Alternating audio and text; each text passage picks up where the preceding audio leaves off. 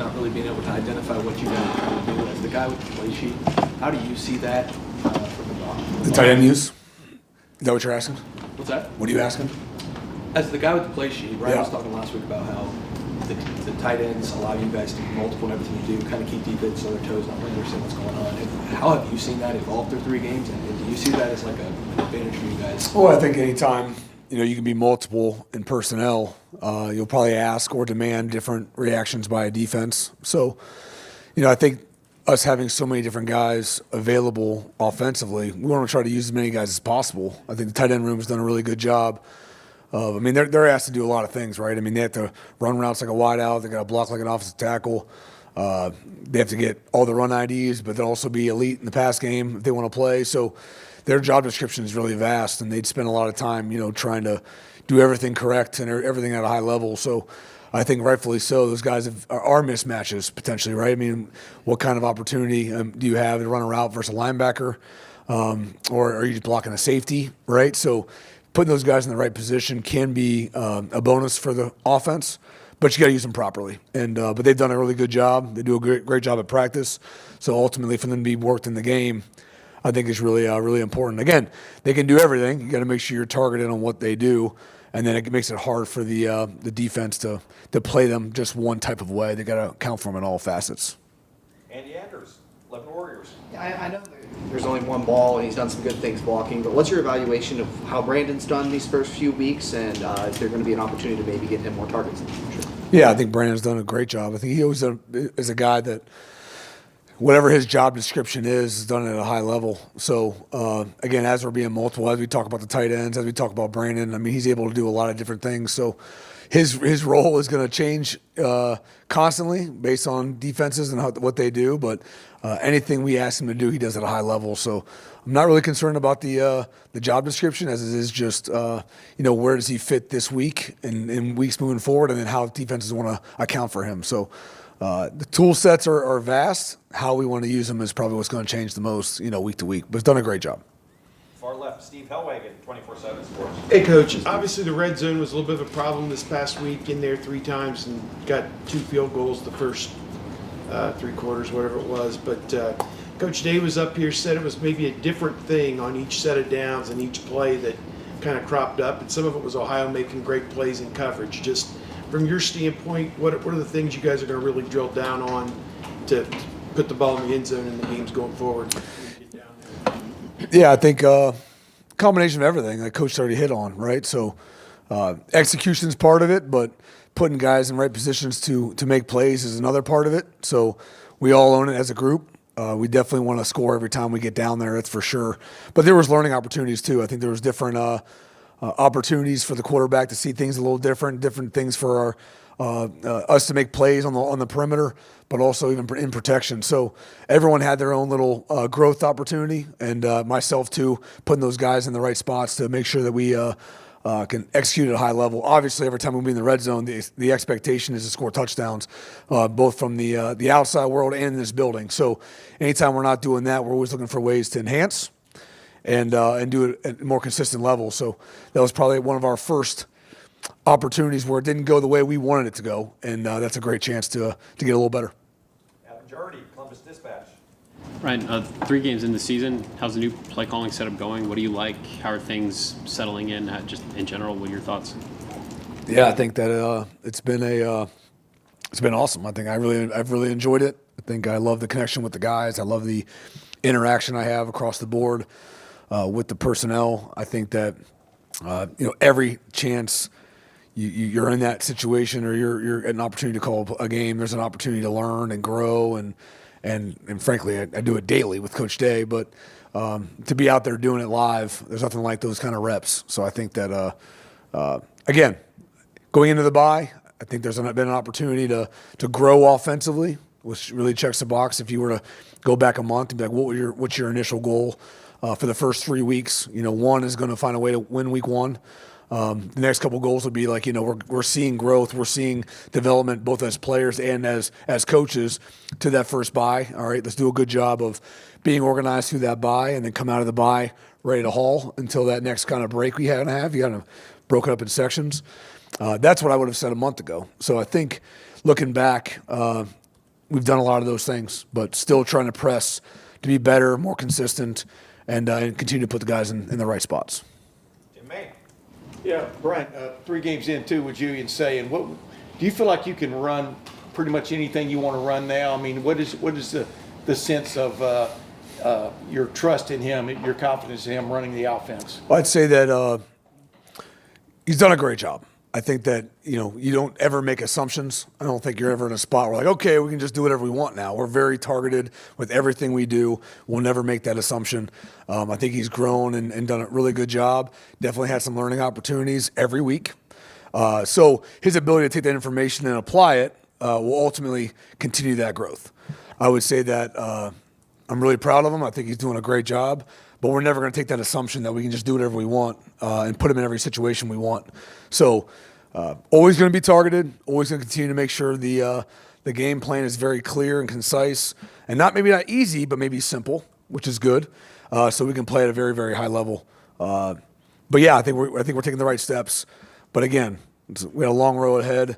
Again, we take retrospect to maybe where we were week 3 last year compared to where we finished. We just want to continue to stay on pace, continue to grow, and I think Julian's doing a great job individually. Quick follow-up too. I mean, a lot of people thought when you got this job, you'd just be bombs away all day. You know what I mean? And I try to caution him. I've heard you talk and stuff. You really understand the importance of the run game, right? I mean, can you explain that to people of what it means to get 3 running backs going? Yeah, I mean, there's a lot of guys on the field at one time. It's not just quarterback and wideouts. So, yeah, I mean, I think talk for a while on this.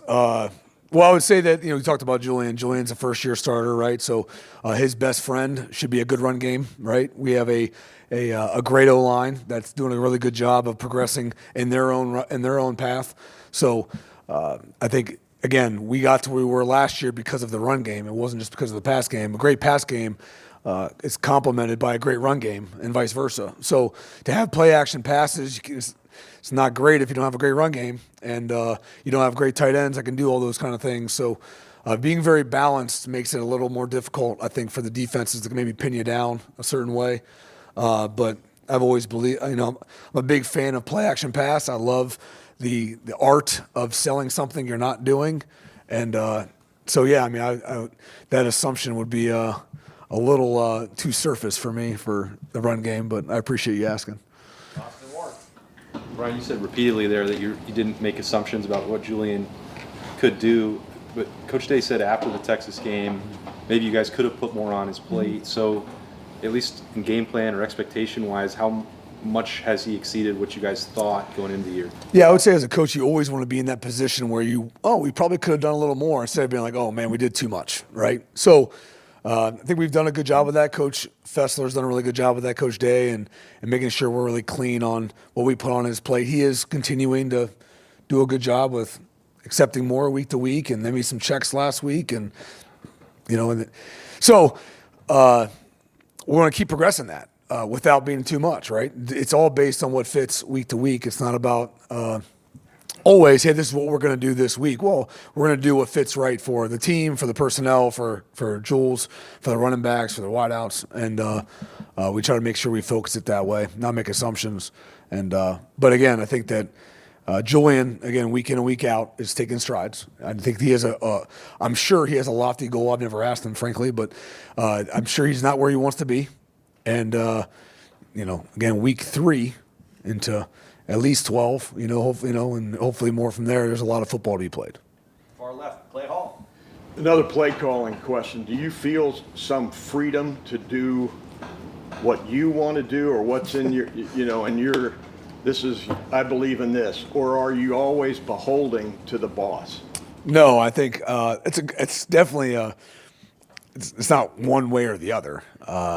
But I think any person under a great head coach would feel the exact same way. I mean, I think that if you weren't that way, that'd be kind of reckless for anybody as a play caller, I think. So, but no, I mean, I stand by what I believe in. I also, if we bring things up and we don't like it, I'll say I don't like it. I mean, it's been very transparent. And then when I'm wrong, and it is what it is, or whatever. So, I think the relationship and the thickness of skin is good. And so, we just kind of keep growing. And again, ultimately, we all have the same thing at heart. We want to make sure we're putting our players in the best position to be successful.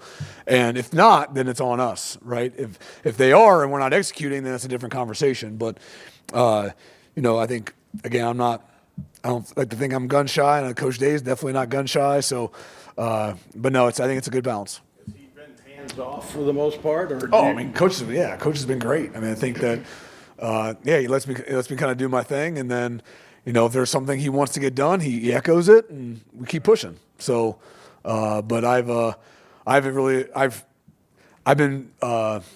trying to not be happy. Hold on a second, because I know he's not happy. So, I am, I guess, okay with the way it's been so far. I always want to be better. I'm never going to be satisfied, but. I think that there's been a lot of growth, and I'm learning a lot on the way, and coaches keep me posted. It's been a great feeling that the training wheels are off. I think I always have training wheels on. Always. They're always there. But I don't know. I think we're overlooking into this too much. I think we're all doing a good job staff-wise, and I mean, I don't know what else to lay on that. Joey Kaufman, Columbus Dispatch. Brian, not Joey. a lot of guys have on this team. I don't think anybody have played at Washington. You Yep. played in the 07 game, known for being a loud place. Do you have any memories of? Yeah, I mean, we definitely had the same thing. I remember it not being as loud. I remember catching a fish in the market, right, before I think the Friday before the game, which was pretty cool. Todd Beckman threw me a touchdown, which was awesome. I landed on somebody's foot, hurt the heck out of my back. But no, it's known to being loud, right? So if you give them the opportunity to be loud, it will be loud. And but we did a good job that game, and we didn't really have much exposure to that. We will operate like we won't be able to hear ourselves, that's for sure, because that place is known for it, and it's a great environment. I mean, I think that's one of the best environments on the West Coast that you can find. So, first time we were there was in 08, I believe, or 07, and looking forward to getting back. Got time for just a couple more. Tony Girdman, Buckeye Hub. Brian, when you, in your coaching career, when you finally got to the point where you're like, I do kind of want to be a coordinator, I do want to call plays, were you in your mind were thinking, boy, I hope I've got 5 tight ends and I can run a bunch of 12, 13, and 14 personnel when the time comes? Probably wasn't on my checklist. I was probably trying to see how many wideouts I could store on the field at one time. But there's growth. Right? I got out of my own little world. But yeah, we have a heck of a room. We've kind of talked about that, and ultimately, it's got to progress. Where do we go from there? We're not going to be in a world where we live in 13 and 14 personnel, but when it's an advantage, we're going to use that advantage. And we feel really confident about our groups, both up front and the tight end group. So, but yeah, I mean, we just I think the more you can do, the more you got to plan on, right? The more you do week to week, the more they have to prep for it. And as long as there's no fall off from group to group, advantage the Buckeyes. As a player, when did you, as the wide receiver you were, when did you fully appreciate the tight end position? I mean, I've always appreciated it. I always understood their job description versus my job description. I never thought I lived in a box per se, but I would say that as a coach, you see it even more because you don't realize as a player what you don't know, right? So, but I would say that the coaching they're getting, the execution that we have with them has been very encouraging. Again, so we're going to keep building out our personnel packages to do vastly different things so you don't get a beat on things. But it ultimately comes down to the players that make the things go. So they've done a really good job of that. I've always had great appreciation for them. They've kind of been like wideouts, but they have to block the ends. We don't have to do. So a lot of respect for their job description. And final question, Stephen Means. Just kind of following up on the Brandon Inniss thing. The slot position has just been such a high usage spot here for so long, and so for Brandon to not necessarily have a catch, did a position that's high usage, did you still think he had a good football game even if the ball wasn't necessarily in his hands? Oh yeah, I mean, it's kind of like whether you still play a really good basketball game even though maybe you didn't score. It's like those elite basketball players talk about to take a shot. It takes 1 or 2 seconds. So to let 10 seconds, 5 missed shots impact 30 minutes of play, It's just a small-minded approach. So even though there may not be a catch, I mean, the impact of getting the right blocks and being in the right spots and everything that we do ultimately dictates whether you have a good game or not. And when you have 110 yards and on 5 catches, but you had a lot of MAs, you did not have a good football game. Even though everybody wants to praise you, but that's not how this is built. Like, and ultimately, you know, we are judged by, at least individually, right?